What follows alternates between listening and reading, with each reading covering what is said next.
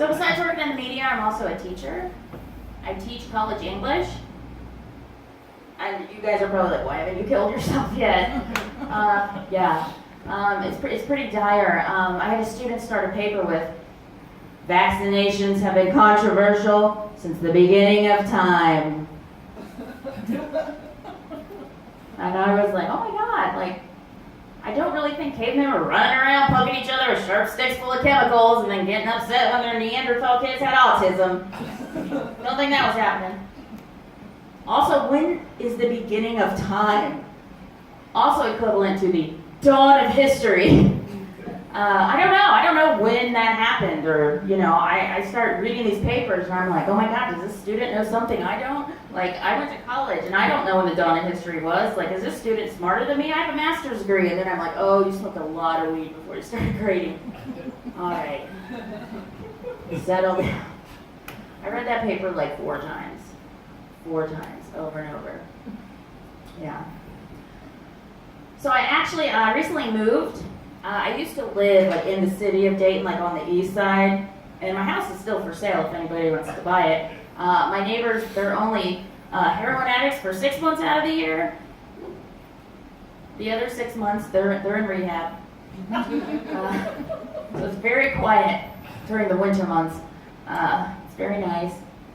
But I moved to a suburb, and my mom is like super excited. Like, yes, she has this really nice house now, and she can fix it up. And I go over to her house, and she's always watching all those shows, where you go and like there's a host and a couple, and they get shown all these different houses, and then they have to pick a house, right, or do renovations. You guys know what I'm talking about?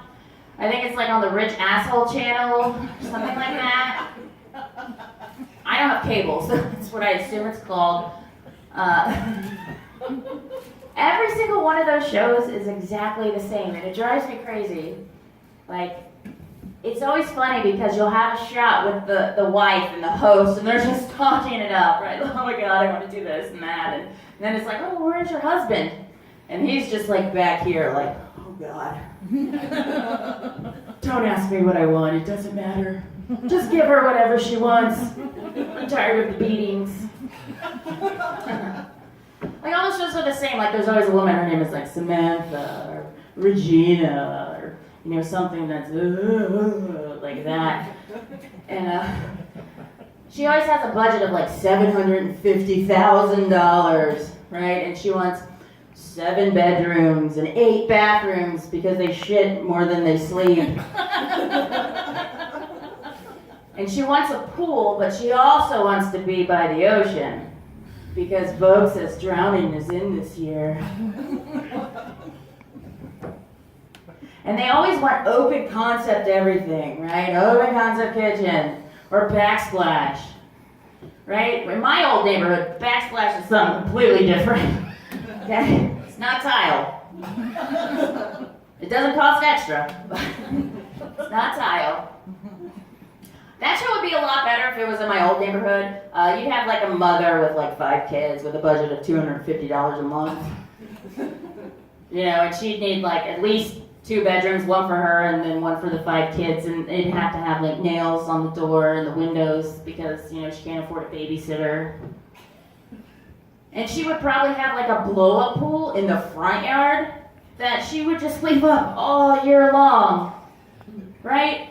Let Mother Nature decide when the kids swim, because that's probably the best mother they're going to get, so. And she would really love to have an open concept basement.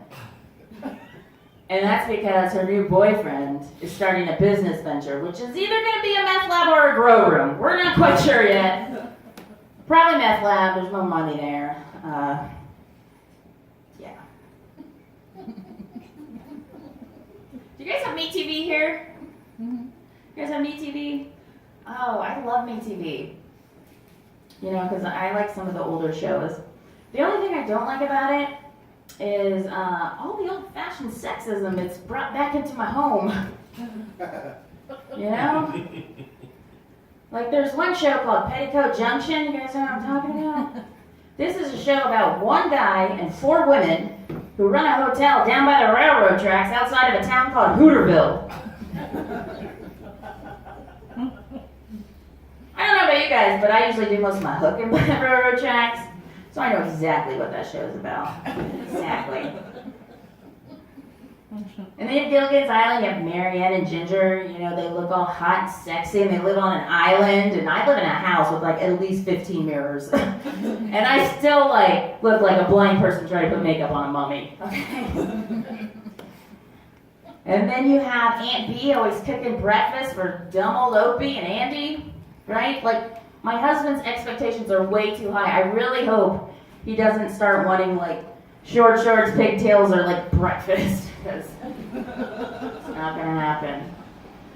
He keeps buying me all these outfits too, because they have all the superhero shows, and they love superheroes, so they have like, you know, Batgirl and Wonder Woman, and so he buys me all these outfits, and I don't feel comfortable in them a lot of times, you know, because I'm a little bigger, you know. I don't feel like Wonder Woman and Batgirl. I feel like Fat Girl and Wonder Where the Underwear Woman went. The answer is my butt crack, where it is. All right, you guys have been great. Thank you so much, Village Dub. I've been Jessica Graue.